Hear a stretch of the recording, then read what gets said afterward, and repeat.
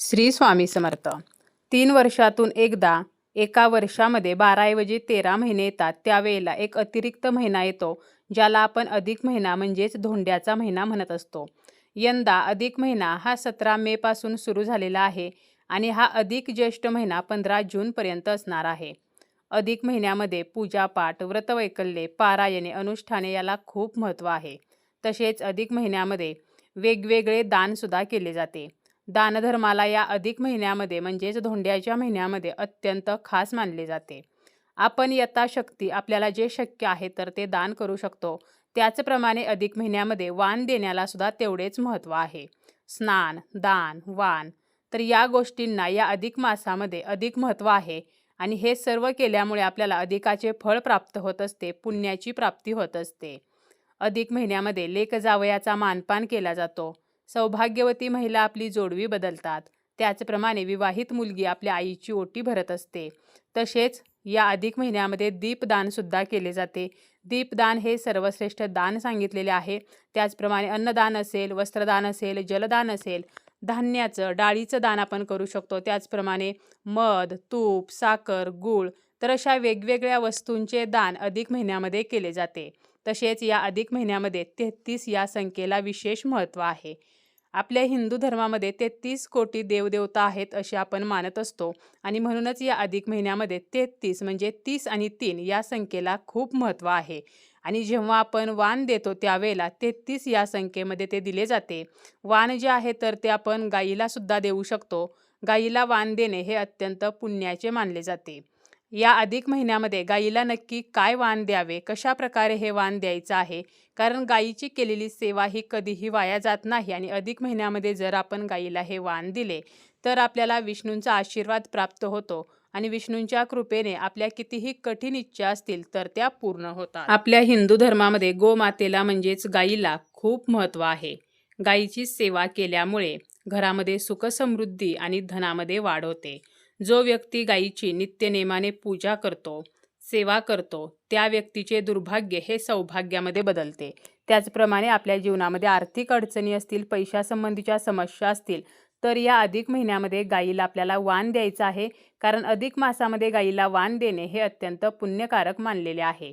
गाईमध्ये 33 कोटी देवदेवतांचा वास असतो अशी सुद्धा मान्यता आहे. गाय जी आहे तर ती अत्यंत पवित्र आणि शुभ मानली जाते. गाईच्या शेणामध्ये सुद्धा लक्ष्मीचा वास आहे आणि गाईच्या गोमूत्रामध्ये गंगेचे वास्तव्य आहे. तर अशी ही गाय आपल्या हिंदू धर्मामध्ये अत्यंत शुभ आणि पवित्र आहे आणि श्रीहरी विष्णूंना सुद्धा गाय अत्यंत प्रिय आहे. अधिक महिन्याचे स्वामी हे श्रीहरी विष्णू आहेत. त्यामुळेच आपल्याला या अधिक महिन्यामध्ये गाईला सुद्धा वाण जे आहे तर ते द्यायचं आहे. आपल्या जीवनामध्ये बऱ्याचशा समस्या असतात, आर्थिक समस्या असतात. बऱ्याच वेळेला घरामध्ये पैसा येत नाही, आलेला पैसा टिकत नाही किंवा आपले कर्ज फिटत नसेल किंवा आपल्या घरामध्ये सततचे वादविवाद, कलह होत असतील, लहान मुले सतत हट्टीपणा करत असतील तर आपण लहान मुलांच्या हातून सुद्धा हे वाण देऊ शकतो. किंवा आपली मुले शिक्षण घेत आहेत परंतु त्यांना शिक्षणामध्ये हवी तशी प्रगती होत नाही किंवा नोकरी व्यवसायामध्ये मुलांना यश मिळत नसेल, आपल्या कुटुंबाची प्रगती आणि भरभराट होत नसेल तरीसुद्धा आपण या अधिक महिन्यामध्ये गाईला वाण देऊ शकतो. आपल्याला जर काही समस्या आपल्या जीवनामध्ये नसतील तरीसुद्धा पुण्य मिळवण्यासाठी का होईना परंतु आवर्जून अधिक महिना संपण्याआधी गाईला वाण जे आहे तर ते द्यायचं आहे. कारण फक्त अधिक मासामध्येच गाईला आपण हे वाण देऊ शकतो.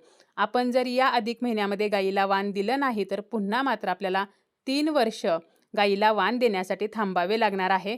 त्यामुळे आपल्याला ज्या दिवशी शक्य आहे तर त्या दिवशी आपण गाईला अधिक मासाचे वाण देऊ शकतो. आता आपण गाईला वाण देताना सर्वप्रथम काय करायचं आहे, ज्या ठिकाणी गाय आहे तर त्या ठिकाणी जायचं आहे. आपल्या घरच्या गाईला आपण वाण देऊ शकतो. आता गोमाता जी आहे तर ती प्रत्येकाच्या घरी असतेच असे नाही. त्यामुळे आपल्या आजूबाजूला, आपल्या गावामध्ये, शेजारी जर गाय असेल तर त्या गाईला आपण वाण देऊ शकतो किंवा आपण गोशाळेमध्ये जाऊन हे वाण दिले तरीसुद्धा चालेल. सर्वप्रथम आपल्याला गाईच्या पायावरती पाणी ओतायचं आहे. त्यानंतर गाईच्या पायावरती हळदी कुंकू लावायचं आहे. गाईला कपाळावरती हळदी कुंकू लावायचं आहे आणि त्यानंतर आपल्याला शक्य झालं तर गाईला आपल्याला हारसुद्धा घालायचा आहे. जर त्या गाईने आपल्याला हार घालू दिला तर हारसुद्धा घालायचा आणि आपल्याला एक अगरबत्तीसुद्धा गाईला ओवाळायची आहे आणि गाईजवळ आपल्याला थोडीशी दूर लावायची आहे. त्यानंतर आपण तुपाच्या दिव्याने सुद्धा गाईला ओवाळू शकतो आणि श्रीहरी विष्णूंचं आपल्याला स्मरण करायचं आहे. तसेच गोमाते नमः असं आपल्याला म्हणायचं आहे आणि त्यानंतर आपल्याला हे वाण जे आहे तर ते द्यायचं आहे. आता वाण देताना 33 या संख्येला अधिक महिन्यामध्ये विशेष महत्त्व आहे. त्यामुळे 33 धोंडे जे आहेत तर ते आपण गायीसाठी करू शकतो. आपल्याकडे जर कोणी धोंडे जेवणासाठी येणार असेल तर त्या दिवशी आपण हे वाण देऊ शकतो. धोंडे जेवणासाठी आलेल्या व्यक्तींना आपण धोंडे करतच असतो. त्याचप्रमाणे देवाला सुद्धा आपण धोंड्याचा नैवेद्य दाखवत असतो आणि गाईला सुद्धा आपल्याला 33 धोंडे जे आहेत तर ते बनवायचे आहेत. आता जेव्हा आपण धोंडे बनवतो तर ते जेव्हा आपण तळून घेतो किंवा उकडवून घेतो तर पहिले जे बनवलेले 33 धोंडे आहेत तर ते आपल्याला गाईसाठी ठेवायचे आहेत. कारण बघा कधीही पहिली पोळी ही गाईला असं म्हटलं जातं. त्यामुळे पहिले जे 33 धोंडे आहेत तर ते गाईसाठी ठेवायचे आहेत. त्यानंतर आपण जे धोंडे बनवतो तर ते आपण देवाला त्यानंतर व्यक्तींना देऊ शकतो. तर अशा प्रकारे 33 धोंड्याचं वाण जे आहे तर ते आपण गाईला देऊ शकतो. आता जर आपल्याला काही कारणाने धोंडे बनवणे शक्य नसेल तर मग काय करायचं आहे तर आपण हिरवा चारा जो आहे तर त्याचं वाण देऊ शकतो. त्याचप्रमाणे गूळ आणि हरभरा तर हे सुद्धा आपण गाईला वाण देऊ शकतो. परंतु आपल्याला 33 धोंड्याचं वाण देण्याचा प्रयत्न करायचा आहे. पण आपल्याला जर धोंडे बनवणे शक्य नसेल, आपण जर नोकरी व्यवसायानिमित्त आपल्याला तेवढा वेळ नसेल तर मग आपण मुठभर हिरवा चारा किंवा गूळ आणि हरभरा किंवा तूप लावलेली चपाती किंवा तूप लावलेली भाकरी किंवा केळी जी आहे तर 33 केळी आपण गाईला देऊ शकतो. त्याचप्रमाणे आपण गाईसाठी एक पाण्याची बादली जी आहे म्हणजे जलदान थोडक्यात, तर गाईला आपण पाण्याची बादली जी आहे तर ती सुद्धा गाईसमोर ठेवू शकतो. म्हणजे थोडक्यात काय तर गाईची सेवा जी आहे तर ती आपल्याला करायची आहे. तसेच गोशाळा ज्या ठिकाणी आहे तर त्या ठिकाणी आपण आर्थिक मदत सुद्धा करू शकतो. जर आपल्याला काहीच शक्य झालं नाही तर त्या ठिकाणी आपण त्या व्यक्तींना पैसे देऊ शकतो. त्या पैशातून ते गायीसाठी चारा वगैरे आणतील.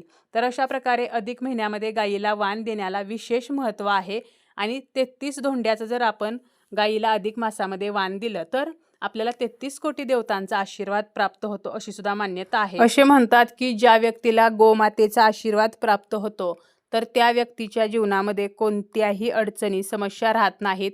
तो व्यक्ती अगदी गरिबाचा सुद्धा धनवान होऊ शकतो. जो व्यक्ती गायीची सेवा करतो, मनोभावे पूजा करतो, तर ती जी व्यक्ती आहे तर त्या व्यक्तीचे दुर्भाग्य हे नष्ट होते अशी सुद्धा मान्यता आहे. त्यामुळे आपल्याला आवर्जून अधिक मासामध्ये गायीची सेवा करायची आहे, पूजा करायची आहे आणि गायीला 33 धोंड्याचं वाण द्यायचं आहे किंवा अगोदर सांगितल्याप्रमाणे इतर वाणही आपण देऊ शकतो.